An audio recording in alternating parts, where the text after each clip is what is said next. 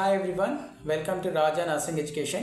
In this video, I am going to talk about choking. Choking గురించి మాట్లాడబోతున్నాను. First, choking అంటే ఏంటి? When there is a sudden blockage in the airway while eating. అంటే మనం తింటున్నప్పుడు సడన్గా మన శ్వాసనాళంలోకి ఏమైనా ఫుడ్ వెళ్ళి బ్లాక్ అయినప్పుడు ఏమవుతుందంటే the victim can't able to speak, aren't able to breathe. వాళ్ళు మాట్లాడలేరు, శ్వాస తీసుకోలేరు, శ్వాసనాళంలోకి ఫుడ్ వెళ్ళినప్పుడు దాన్ని మనం చోకింగ్ అంటాం.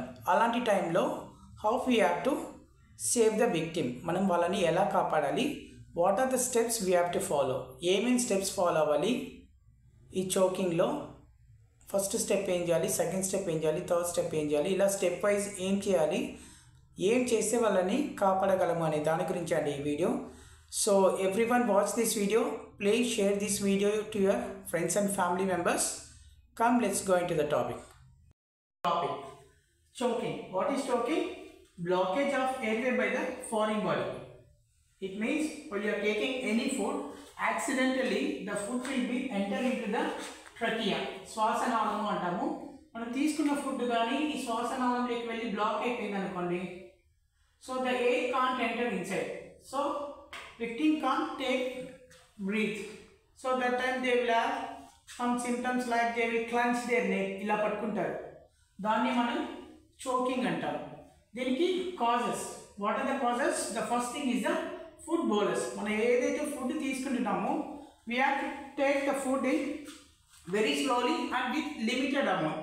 When you are taking a large amount of food, that time they will start talking with the friends and family members. Accidentally that food will be enter into the trachea and it will block the airway. That is one of the cause. In children, while they are playing with any coins or with any batteries, accidentally they will swallow. In children, that is the cause for the choking. చిన్న పిల్లలు అయితే ఆడుకున్నప్పుడు బటన్లు కానీ battery కానీ coins కానీ ఇలా ఇది వేసుకుంటుంటారు. అది వెళ్ళి వాళ్ళ శ్వాసనాళం బ్లాక్ చేసినప్పుడు వాళ్ళకి కూడా ఆ బ్రీతింగ్ డిఫికల్టీ ఉంటుంది. దాన్ని చోకింగ్ అంటారు. ఇప్పుడు చోకింగ్ ఓకే, మీరు చూసారు సడన్గా ఒకరికి చోకింగ్ అయింది. ఫస్ట్ మనం ఏం చేయాలంటే we have to assess the severity. అంటే అసెస్ చేయాలి అది మైల్డ్ చోకింగా లేకపోతే సివియర్ చోకింగ్ అనా. How you will assess the victim? First you go and ask the victim. ఎవరికైతే అది ప్రాబ్లం ఉందో అడగండి, ఇకైనా బ్రీతింగ్ డిఫికల్టీ ఉందా లేదా అని. వాళ్ళు కానీ అవునండి నాకు బ్రీతింగ్ డిఫికల్టీ ఉంది అని మాట్లాడగలిగితే okay, it's a mild choking.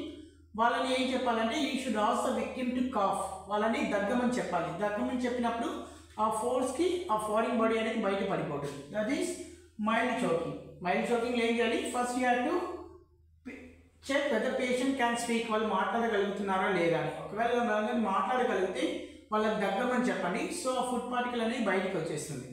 Next coming to the severe, కొందరికి సివియర్గా ఉంటుంది. వాళ్ళలో ఎలా ఉంటుంది సింటమ్స్ అంటే they can't able to speak, అంటే వాళ్ళు మాట్లాడలేరు. And they can't able to cough, వాళ్ళు దగ్గలేరు. అలాంటి వాళ్ళలో మనం ఏం చేయాలి, ఫస్ట్ వాళ్ళు కాన్షియస్గా ఉన్నారా అన్కాన్షియస్గా ఉన్నారా చెక్ చేయాలి.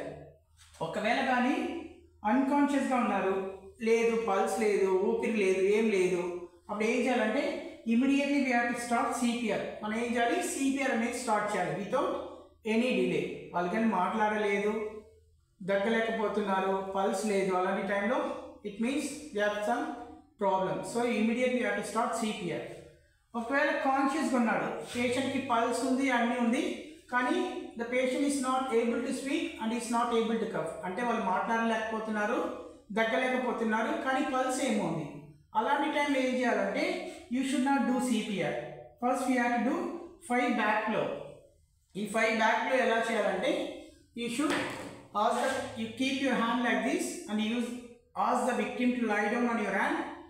Tap with your heels of your hand between the 2 scapula. 5 blow, 5 సార్లు ఇలా తట్టాలి, 2 స్కాపులా మధ్యలో ఇలా తట్టాలి. అప్పుడు ఫారిన్ బాడీ అనేది బయటకు వచ్చే ఛాన్సెస్ ఉంది. అయినా కూడా రాలేదంటే next what you have to do, you have to give 5 abdominal thrust. You have to go and stand behind the victim. Keep your right fist at the end of the sternum and between the umbilicus and cover the other hand over this fist and give 5 abdominal thrusts like this. 5 times you have to do this. You have to do this continuously until the emergency team comes or until the foreign body comes out. అంటే emergency stitching వచ్చేంత వరకు లేకపోతే ఆ foreign body బయట పడేంత వరకు మీరు చేస్తూనే ఉండాలి. ఇక్కడ వచ్చి మనం సిపిఆర్ చేయాల్సిన అవసరం లేదు, ఎందుకంటే పేషెంట్ కాన్షియస్గా ఉన్నాడు, రెస్పాండ్ అవుతున్నాడు. ఓన్లీ వచ్చి బ్రీతింగ్ డిఫికల్ట్ ఉంది, మాట్లాడలేకపోతున్నాడు, కాబట్టి ఇక్కడ సిపిఆర్ అవసరం లేదు. సిపిఆర్ ఎప్పుడు అవసరం అయితే ఎప్పుడైతే పేషెంట్ అన్కాన్షియస్ అయిపోతున్నాడు, పల్స్ లేదు, అలాంటి టైంలో ఒకటి సిపిఆర్ చేయాలి. సో ఇప్పుడు మీ అందరికీ ఒక ఐడియా వచ్చి ఉంటుంది చోకింగ్ అంటే ఏంటి, చోకింగ్ వచ్చినప్పుడు విక్టిమ్ ఎలా రియాక్ట్ అవుతాడు, మనము ఆ టైంలో ఏమేం చేయాలి అని చెప్పాం కదా ఈ టాపిక్లో. సో దీన్ని ఒక చిన్న వీడియోగా తీసి పెట్టాను జస్ట్ ఫర్ డెమోన్స్ట్రేషన్. మీరు ఈ వీడియో చూస్తే మీకు ఒక క్లియర్ ఐడియా ఉంటుంది. ఫస్ట్ స్టెప్ ఏం చేస్తున్నాడు, సెకండ్ స్టెప్ ఏం చేస్తున్నారు, థర్డ్ స్టెప్ ఏం చేస్తున్నారని చూడండి. ఓకేనా? Watch this video.